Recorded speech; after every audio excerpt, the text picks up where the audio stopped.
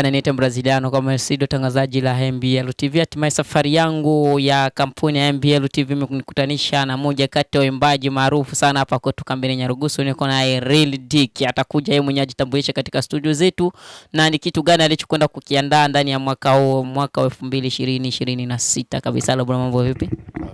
Sawa. Bwana, watu wengi sana, asilimia kubwa sana wanakwenda kukutizama, ni kwamba hawakusahau yani majina yako yale. Jitambulishe kwenye TV. Hii TV ni mpya. TV mpya? Yeah. Basi mimi sio mpya kwa mashabiki zetu. Mashabiki zangu wote wananifahamu kwa jina la Dick Real. Yeah.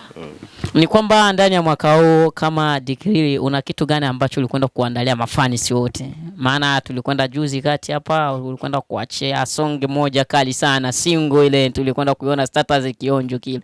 Yeah, ni kwamba una kitu gani ambacho ulikwenda kuandalia mafans? Kwanza kabisa wakae tayari kwa ajili ya video ya nyimbo ile na nyimbo full ambayo itakuwa ile bado ni utangulizi ile pale ambapo nimeachia. Kwa hiyo wakae tayari, nafikiri tarehe 1, tarehe 2 mpaka tarehe 5 mwezi wa pili.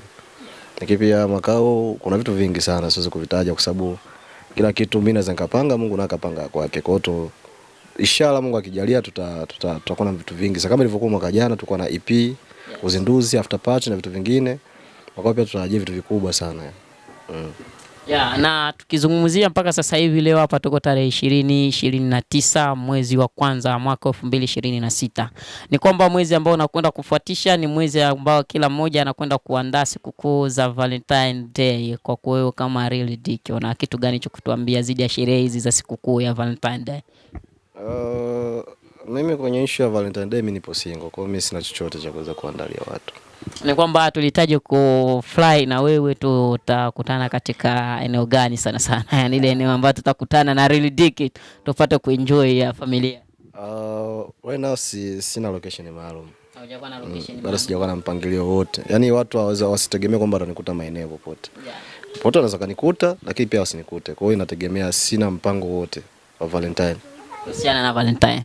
Na jinsi wewe kwa mtazamo wako unavyokwenda kuangalia Valentine, sherehe zetu za hapa kutoka mbele Nyarugusu zinavyokwenda kupita, una kitu gani cha kuboresha hizi siku zetu za Valentine Day?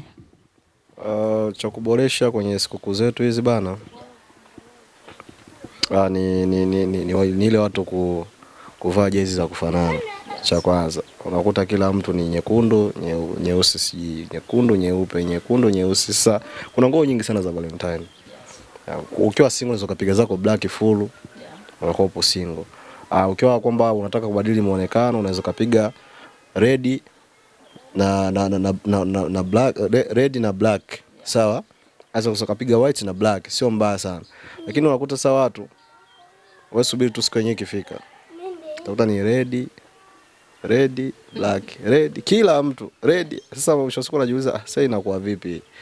Umeona bana? Kwa watu waboreshe, lakini pia watu waboreshe eneo za kustarehe. Yes.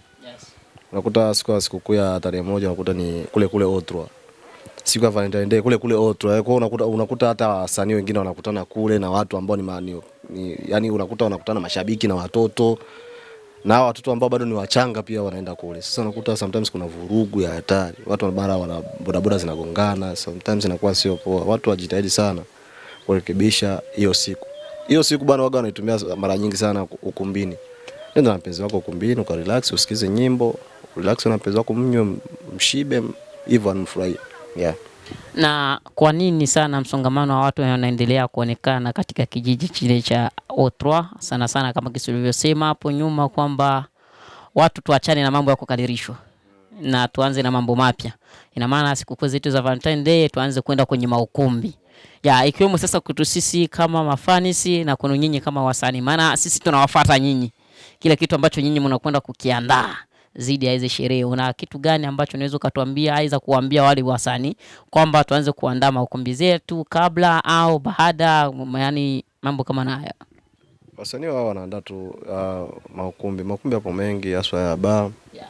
Kwa wasanii waandaa hizo shows na vitu vingine, lakini watu wasanii tunaweza tukaandaa lakini mwisho siku watu wakakariri kule Otrwa. Kwa ndio kitu ambacho mimi nakipinga sana. Kwa watu waachane na masuala ya kwenda Otrwa, ni sehemu imezoeleka, sehemu ipo ya uwazi. Ndio mvua inaweza kanyesha, mkanyesha na mvua kule mkashindwa pa kukimbilia. Lakini mkiwa mnatoka mtoko mzuri na mpenzi wako, mpo zenu ukumbini, mnakula muziki live, mnakula muziki wa wasanii, mnapata burudani fresh.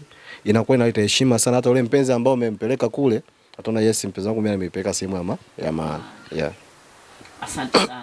Na kwetu sisi tulitamani kupata kitu kingine kimoja zidi ya mambo ambayo yanaendelea kutokea hapa kwetu kambini. Ni kwamba kabla ya wasanii wengine wote wale kuingia katika studio za WCB mjini Dar es Salaam, ni kwamba Real Dick, ni kwamba wewe ulikuwa ni msanii mojawapo kati ya wasanii namba moja ambaye aliingia katika studio za WCB kwa mara ya kwanza kabisa kambini Nyarugusu je kutokea.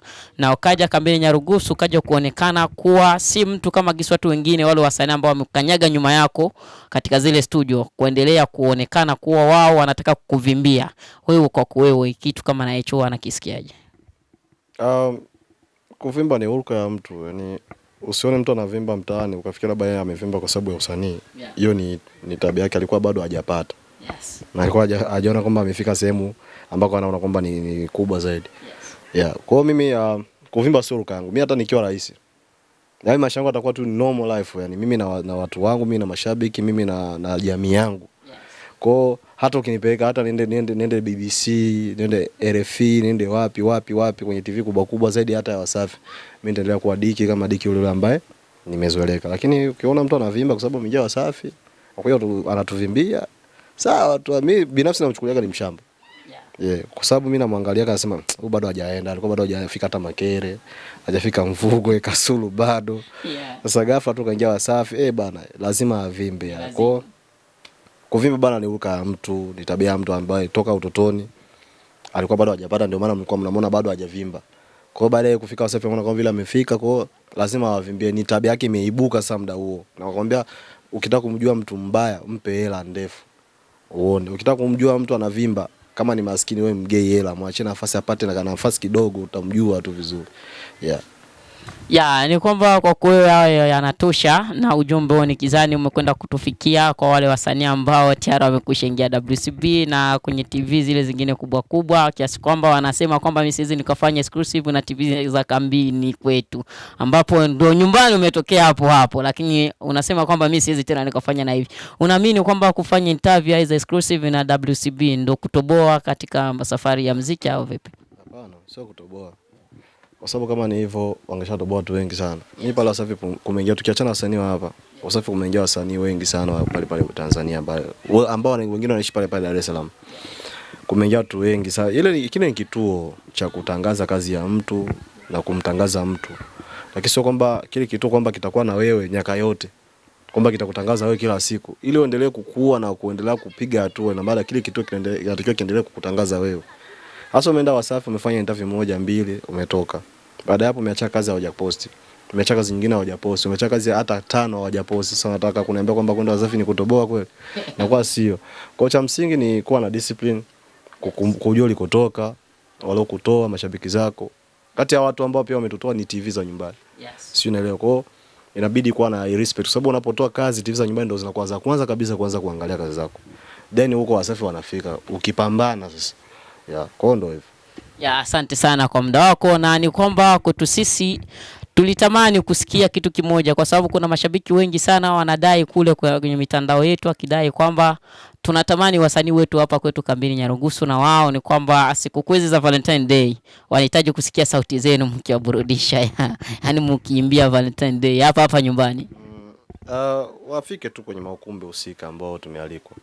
Sasa kwa upande wako, ndio maana nimesema hapo nyuma kwamba kuna watu wengi sana wanatamani kusikia Real Dick ukiimba zile nyimbo, maana kwa sauti yako ni kama ujumbe unafikia watu baadhi.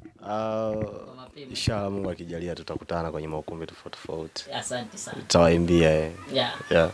Bwana Real Dick ahidi mashabiki wote kwamba sikukuu za Valentine kama na hizi kwamba tutakuwa tunakutana kwenye maukumbi, na yeye atakuwa pale jukwani katika harakati ya kukuburudisha. Kama wewe ni mmoja kati ya mafanisi wa Real Dick na unakubali kazi anazokwenda kuzifanya, share video hii kwa wale watu wote wanaokwenda kuwapenda, na ushare kabisa video hii kwa ndugu jamaa na marafiki, ili wao wa kwanza kabisa kupata taarifa za uhakika, taarifa ambazo hazina mbambamba ndani yake, ni taarifa za ukweli kabisa. Lakini tuna jambo la mwisho, ambapo ni swali letu la mwisho la MB Hello TV kwa kaka, ambapo ni msanii kongwe sana katika wasanii ambao walianza muziki hapa kutoka mbele Nyarugusu.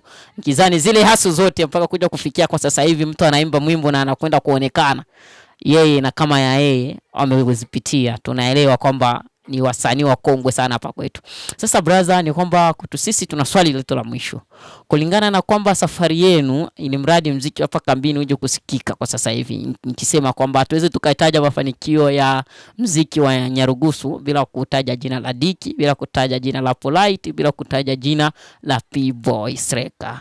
Na hisi kwa upande wangu mimi kama mimi, na kama kuna wengine ambao mimi nimewasahau hapo utawaleta, lakini kwa listi ya wasanii ambao kwetu sisi hapa Nyarugusu tunaamini kwamba hawa ndo majenda wa muziki ambao wamefanya muziki wa kambini Nyarugusu waanze kufuatiliwa ndo nyinyi. Kwa sasa hivi kuna wasanii wengi sana ambao wanaibuka, na kila msanii akibuka anatamani kuingia katika vichwa vya wakongwe kama ambao mimi nimekwisha kuwataja hapo. Una kitu gani cha kuambia? Cha kuambia ni kwamba waje taratibu, lakini pia mimi nachukuliaga poa kwa sababu ni moja kati ya njia zao za kutoka, kwa sababu unajua uweze kutoka bila kuvamia vile vitu ambavyo unajua kabisa vitu nikivamia nitapata jina. Kwa watu wasanii wengi machipukizo wanatumia hizo mbinu kwa kuwasaidia au kuchomoka kimaisha au kimuziki. Lakini pia wana discipline moja kati, kwa sababu ukidondoka, ukishanivamia umedondoka, ukaja kuniomba msaada mimi sitakusaidia. Hiyo ni real. Lakini wawazidi kumwomba Mungu, wapambane, wawe wabunifu, watu ngoma kali. Na kwa wewe sasa, kulingana na uzoefu ambao wewe uko nao, ni yaso gani ambazo nyinyi hamkutumia majina ya watu wengine kwa sababu nyinyi ndio mlitoka, lakini mkachipuka mkutumia majina ya watu wengine? Hii ilitegemeana na kitu gani zaidi sana? Hii kwanza ilitegemea na ushirikiano. Tulikuwa watu ambao tunashirikiana sana, sio wasanii kwa wasanii. Cha pili tulikuwa na discipline sana kwa jamii yetu yote. Na tulitukana sana, kitu tulikuwa tunanyenyekea. Yaani unakuta mtu anakutukana, nyimbo gani, nyimbo mbovu na nini, unanyenyekea, utukani wala nini. Yaani huwezi kukuta kabisa kuna mtu ambaye anaweza kashuhudia kwamba tulio kutukana au kuchamba au kuvimba, huwezi kukuta. Kifupi, siri kubwa ambayo ilitufanya sisi tutoboe pale tupenye tusafishe ile pori ni kwamba tulikuwa humble sana. Humble, tulikuwa discipline, tulikuwa na watu wenye upendo, tulikuwa tunashirikiana wasanii kwa wasanii, tulikuwa tuna zile beef za kijinga. Ndugu zetu hawakuja sasa hivi, wao wanatumia njia hiyo ya bifu na kutukana, yani na kutukana wale waliotangulia sana, ili waweze kupata nini, waweze kusikilizwa na mashabiki zetu. Kwa hizo ni mbinu tofauti tofauti. Kwa sisi njia zetu ilikuwa ni hiyo, na ndio ilikuwa siri ya mafanikio kwa upande wetu. Yes. Na mpaka sasa hivi kwa wale watu ambao walianza kuwafuatilia mpaka hapa ambapo nyinyi mpo sasa hivi, ni kwamba wamekwisha kuburudika kutosha. Ni tukio gani kwa wewe kama Real Diki hauwezi ukaisahau katika safari yako ya muziki? Tukio pekee ambalo siwezi kulisahau ni kwenye mashindano haya ya muziki ya kuania tunzo. Kwa mara ya kwanza kabisa nimeingia kwenye kinyang'anyiro. Nilikutana na changamoto kubwa sana ambayo ilikuwa ni mixiwa, yaani wanaandaga tunzo ambao ni kipengele cha msanii bora. Sasa katika vile vipengele tuliwekwa sisi watu wa Bongo Flava, tukamixiwa na watu wa Bolingo. Ilikuwa ni bonge la mtihani sana. Alafu mbaya zaidi tena ilikuwa ni majaji walikuwa ni mapolisi ambao wana experience ya muziki. Yaani majaji ni mapolisi wametoka huku center 1 center 2. Nikasema hapa sasa sijui itakuwaje. Basi kilichonitetea hapa ni uwezo wangu, mazoezi nilokuwa nayo, lakini pia vipengele ambavyo walikuwa wameviweka pale, mimi nilikizi mahitaji yote. Hatimaye nikapata tunzo. Baada ya hapo nilikuwa attacked sana na watu wa Bolingo. Inakuwaje Diki kapata tunzo, sio Bolingo na nini? Kwa sababu Bolingo walifeli sehemu moja kwamba walikuwa timizi vile vipengele. Kwa hilo ni tukio ambalo tunzo yangu ya kwanza kabisa nilipata kwa uchungu mkubwa sana, lakini pia ni Mungu aliingilia kati, na siwezi kusahau hicho kitu, siwezi kusahau, na nathamini sana ile tunzo yangu ya kwanza kikweli. Yes. Bwana, ni kwamba kilichokuwa na mwanzo wa akikosi mwisho, hapo ulipo umekwisha burudika ya kutosha sana. Basi brother, wahage mafans wote wa Real Diki. Bwana, nakwaje? Niite kama Diki Mr. Ante, na bwana nawapenda sana wote mnaonifuatilia, mnawafuatilia MBL TV. Bwana, wote mnafuatilia MBL TV, nawapenda sana. Subscribe, like na comment, share pia. Lakini pia usisahau kwa tarehe 5 naweza nikarelease kazi yangu ya single. Kama upo single basi tukutane kwa comment, lakini pia usisahau kunifollow. Yeah. Bwana, ni kwamba wale wote wazee ambao tumekushalizwa kwenye mapenzi tukaamua sisi wenyewe kubaki kama sisi, ni kwamba Real Dick ametualika katika akaunti yake tushare maumivu hayo kwa pamoja. Kama upo single, kama ushachukua mchumba au bado hujachukua, sisi wote ambao tupo single tukutane katika akaunti ya Real Dick na kizani utaenjoy ya kutosha. Asante, bye.